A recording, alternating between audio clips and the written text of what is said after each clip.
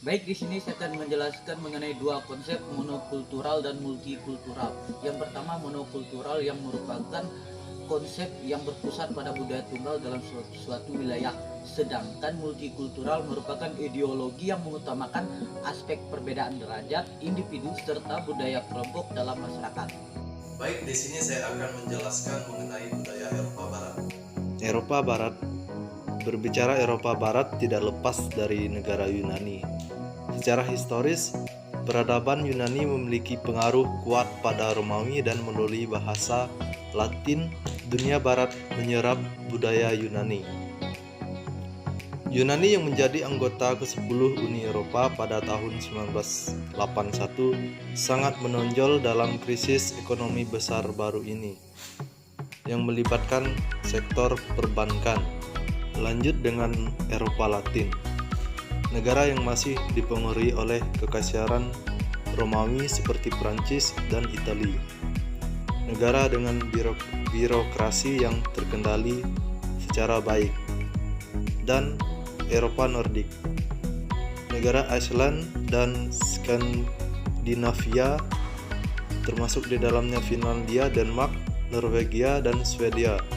Negara yang dipengaruhi budaya Viking di mana memiliki demokrasi yang baik. Norwegia dan Iceland tidak masuk ke dalam Uni Eropa. Negara yang sangat mengedepankan otoritas. Dan Eropa Germanik, negara Jerman dan Austria. Negara dengan perspektif jangka panjang ketika mengelola ketidakpastian dan berorientasi pada hasil. Nah, selanjutnya yaitu Eropa Timur. Nah, yang perlu kita ketahui dalam hal ini yaitu para peneliti Globe telah menempatkan sebagian besar negara-negara bekas komunis di klaster Eropa Timur daripada memasukkan negara-negara di salah satu klaster Eropa Barat. Hal tersebut terjadi karena setelah Perang Dunia Kedua melibatkan Eropa yang terbagi menjadi dua, yaitu Eropa Timur dan Eropa Barat, di mana Eropa Timur cenderung tertutup dan bergantung pada komunisme Soviet, sedangkan Eropa Barat sebaliknya jatuh di bawah pengaruh Amerika Serikat yang sangat kuat, pikirnya yang giat, seleranya yang akan risiko dan memperjuangkan hak individu. Ketidaksesuaian lain dalam klasifikasi proyek Globe adalah bahwa Turki yang ditempatkan di klaster Timur Tengah telah menjadi anggota Asosiasi Uni Eropa sejak tahun 1963 dan berusaha untuk menjadi anggota penuh. Baiklah, di sini saya akan menjelaskan ekonomi yang sedang berkembang. Yang pertama itu Eropa Timur dan Tengah. Meskipun ekonomi negara-negara Eropa Timur dan Tengah, termasuk Rusia dan Turki, telah berkembang pesat, negara-negara ini memiliki beberapa kesamaan dengan negara-negara lain di seluruh dunia yang disebut pasar negara berkembang. Pasar negara berkembang adalah negara-negara yang berada dalam fase transisi dari pasar berkembang ke pasar maju karena pertumbuhan dan industrialisasi yang pesat. Selanjutnya itu negara Rusia. Rusia merupakan negara BRIC dengan runtuhnya politik Uni Soviet, di mana 15 republik muncul. Rusia sendiri adalah kumpulan republik yang lebih kecil, oleh karena itu nama resminya Federasi Rusia. Juga telah berjuang sejak tahun 1991 untuk mengganti ciri-ciri sosial politik dan ekonomi era komunis dengan sistem politik yang lebih demokratis dan ekonomi yang berorientasi pada pasar. Rusia merupakan negara multikultural yang dipengaruhi oleh berbagai macam budaya.